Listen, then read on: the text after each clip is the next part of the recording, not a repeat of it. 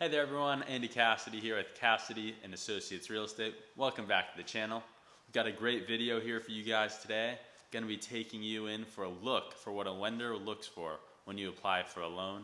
What is a down payment and some down payment options, and how to save for your first property. We're going to turn you into a gorilla saver.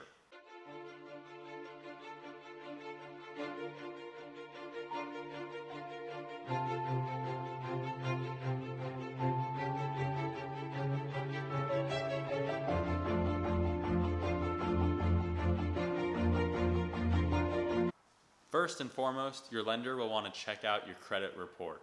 You want to shoot for around a 740-ish credit score to help ensure the best interest rate.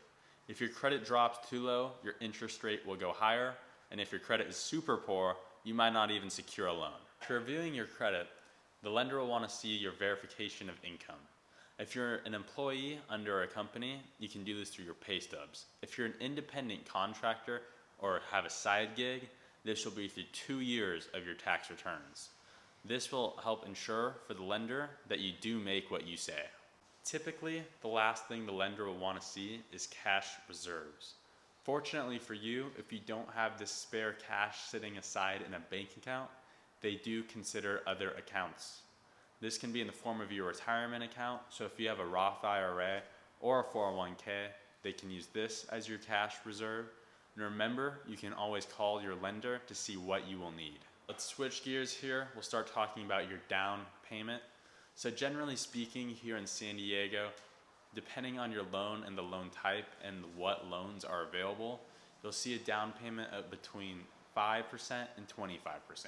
If you do have a down payment of less than 20%, it's very likely that you'll have to pay PMI. PMI is private mortgage insurance that the lender will require.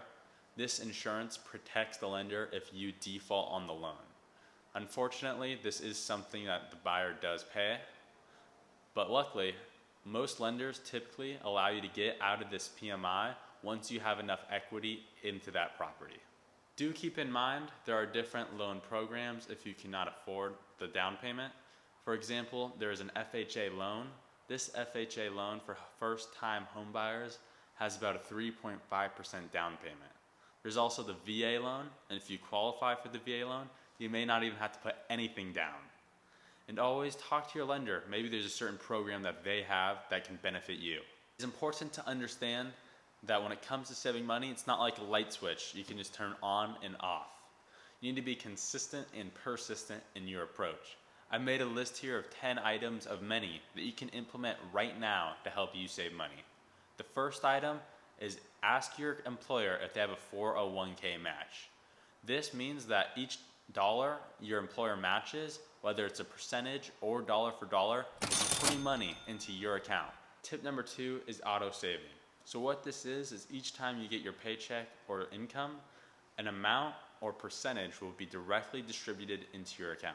This is something you want to do so that it mindlessly just goes straight into your savings account. Now getting into tip number 3, we're going to talk about food. You want to stop eating out as often, and you want to make your dollar go longer. Make sure if you go to your grocery store, just go check out the clearance aisle, because they might just have what you're looking for there, but for cheaper. My 4th tip is my biggest pet peeve. Each time I see someone do this, it bothers me so much. People waste about $1,800 a year on this one thing, and what this is coffee. If we do some simple math here, being a conservative $5 for each cup, if someone just gets 1 cup a day, which is 30 days in a month, we're assuming, this turns out to be about $150 per month. We times this by 12, and boom, that's $1,800 a year just on coffee. Everyone likes to go out and travel, but traveling truly is cutting into the opportunity of you owning your home. I understand wanting to go out in the world and explore and go to different countries, but maybe just take a weekend trip. You don't need to be spending a whole week out. This also cuts into your opportunity making time, which brings me into my next point of a side job. So for a side job, this is just something you can do after your regular job, maybe on the weekends or during the weekday nights. An easy one to start with is just be a Postmates or Uber Eats driver. Doing this can just simply increase your income And the income you make doing this should just go straight into your savings account for your down payment. A big part of your monthly budget is your rent. See if you can find an extra roommate or two to help minimize this cost. Maybe there's a brother, a sister, or an aunt you can stay with to help minimize this. You don't need an extra bedroom. You don't need an expensive place. See if there's a studio available for you. Make sure to be resourceful and try and limit your rental expenses the best you can. Getting into tip number 8, we have clothing. This is the time you want to be saving for your down payment. So let's try and limit buying that Gucci, that Louis, Chanel, those red bottoms. And when it comes to the watch, you don't need to get it bust down. There'll be plenty of time in the future for all these luxuries, but right now, we're trying to save for that down payment. Coming in at tip number 9, we have transportation. Everybody knows that having a car can be expensive. Not only do you have your monthly payment, but you also have your insurance, your gas, your tax and registration, and your maintenance.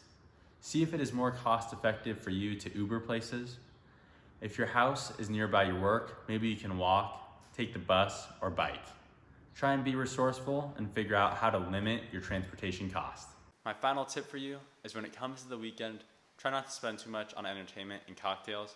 Still have fun, but find a more economically feasible activity.